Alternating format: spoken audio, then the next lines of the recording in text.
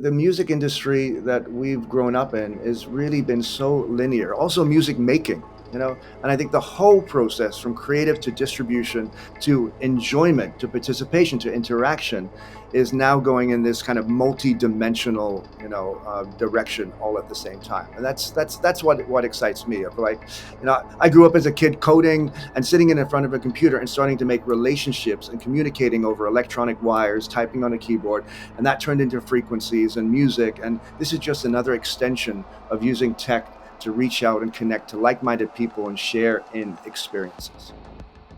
Having the ability to envision an audio-visual interactive experience in one architecture and stop worrying about the technical limitations of tying different programs and pipelines together will be like completely creatively liberating. We can stop talking and thinking, well, we'll always talk and think about tech, but like maybe minimize it a little bit and just go as deep as we can into like where this creative convergence lies. For some, there's a very select number of people that it's like, at what point am I now a musician as I am a developer? Whereas a lot of musicians kind of like, I mean, that's all good and great, and they're all pro-positive about, being part of all this new technology and stuff, but just don't have the cunning and guile and whatever else is required to dive into a game engine and start slapping nodes networks together, building their own tools and all that stuff. It definitely takes a lot of time and prowess to do that. So we're definitely imposing a lot of new. If this were to become the new norm, it would be the new standard, and standards like being dropped, especially high ones in terms of, developing immersive media and stuff like that requires more than just an idea and an instrument in your hand.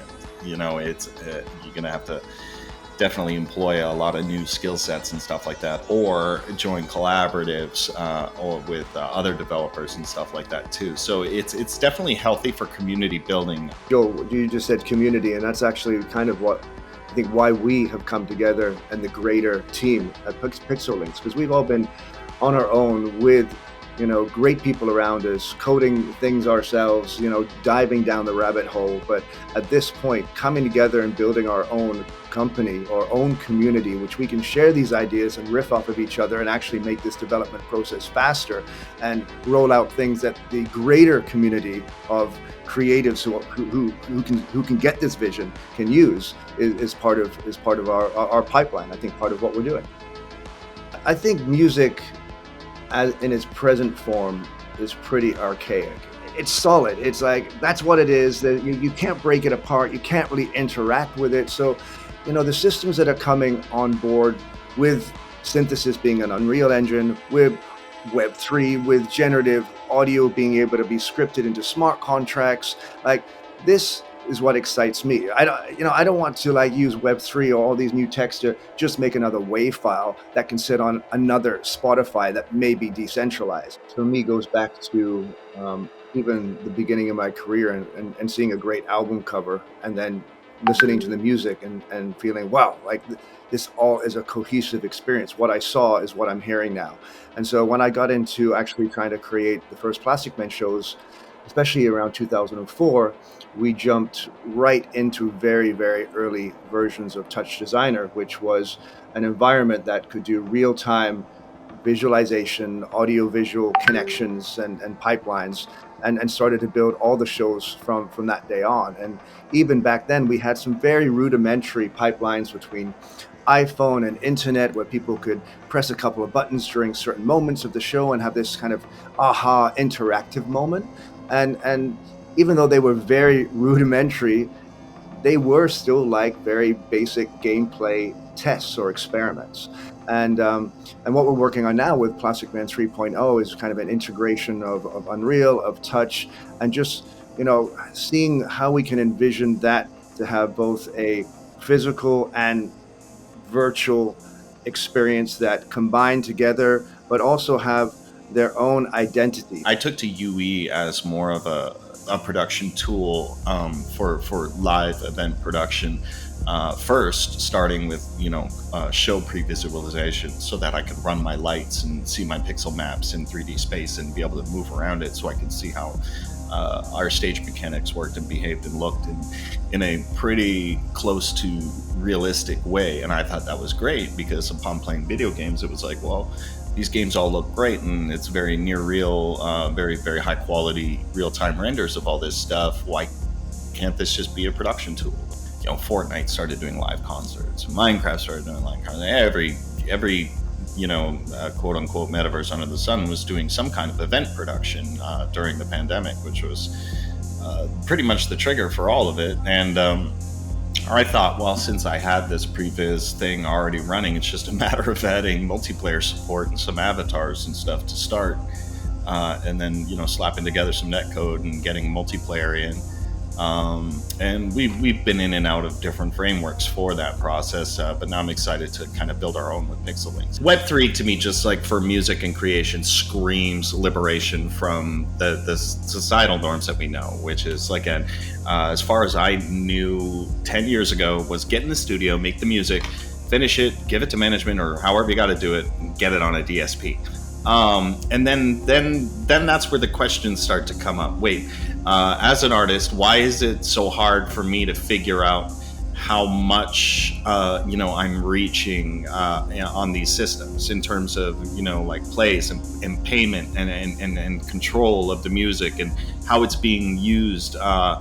It was even kind of confusing before DSPs, for as all as I knew, is about radio placement and stuff like that, where it's like they would say, oh, well, here's how royalties work, here's how IRSC works and stuff like that. And you're like, okay, I can semi get my head around this, but I really don't fully understand it and all that stuff, where it's like Web3 is kind of like the flag bearer of liberation for, transparency for an artist, where it's like, now I don't have to, kind of be bummed out that there's a multi-billion-dollar company that has billions and billions of dollars, and the artist is getting a fraction of a cent per 100 plays. That something doesn't sound right. And boy, do I wish I lived in the era of the CD, where we sold a CD and we got $3 off of a $14 purchase, and people were happy to do that. People were happy to go to HMV and buy a CD and say, yes, this album is great and I love it, and it's in my car or it's on my desk and I listen to it on my CD player, kind of thing. But now that we've conditioned and devalued, monetarily speaking, music to the point where, well, it should be free, because it's just basically I pay $12 a month to listen to anything I want, and then the artist has no idea of what percentage of that $12 a month from X number of millions of people do they get out of that, because in place are these systems that delegate and the information of plays and say, okay, well, this artist got played this much, here is your check. And then you're like, well, can I get a receipt, that shows me, where? And they're like, okay, since we're a privately held company, I suppose we could offer you some vague demographic data of where your music's being played. As for details, no, we're not going to give you every IP that's ever played your music, or every connection that was ever made to our server and stuff like that, because that would mean we would have to pay you more. And it's like, okay. Web3 is an infrastructure that can hopefully bring back more control to whatever I create. To be able to follow it from inception to release, and then the trajectory that I choose it takes, or the community chooses it takes, and allow not, me to participate that, and the community, and be very fluid in the intentions that I want to do and pack into any specific project. Web3 means it's like a double-edged sword for me personally, but all the positive notes are things like IP control and stuff, that all the power that I have, to, as Richie said, take my project here or there or anywhere, and kind of, stay away from the linear norms of, having an idea, creating the idea, and sharing the idea, which is just basically the three fundamental things of, artistry or performing and stuff like that.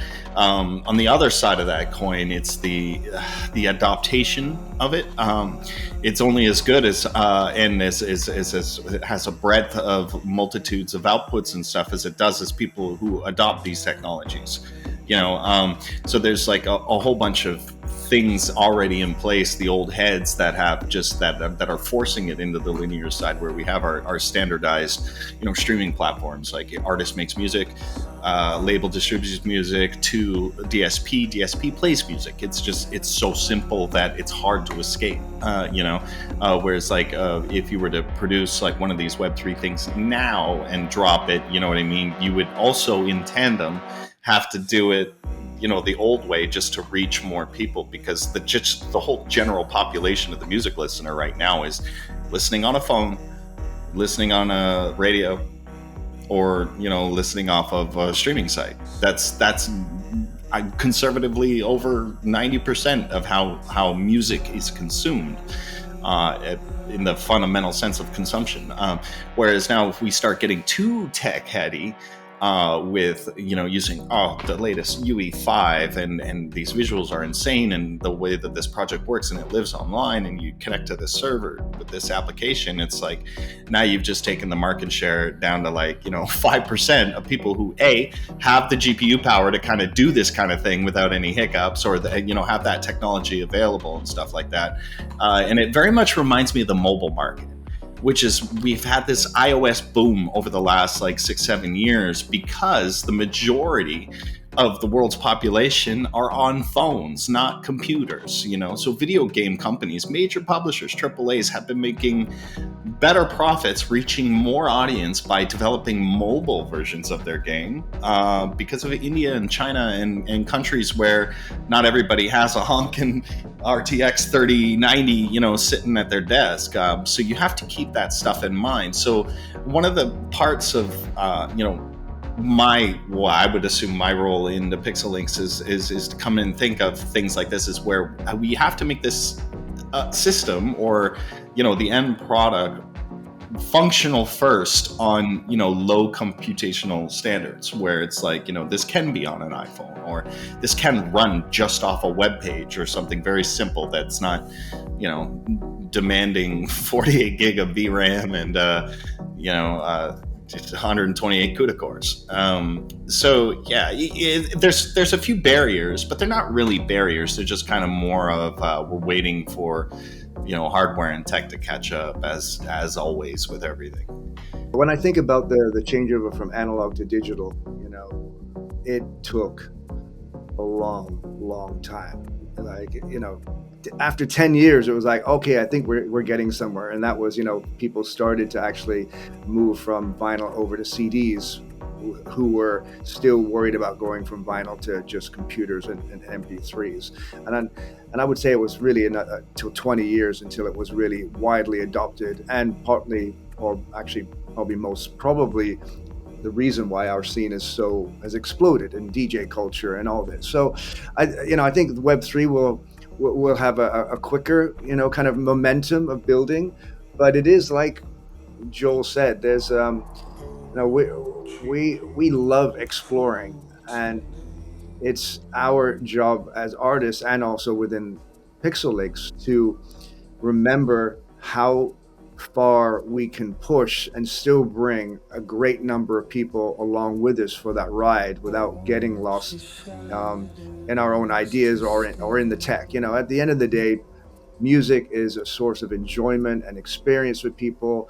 It's, DJing and dance floors is a community spirit and experience. And we also need to bring those into, we need to connect those kind of ideals to smart contracts or to this whole new paradigm, so that we are offering something new, but in the context that people can understand and appreciate, and that it actually gives emotional value to our fans.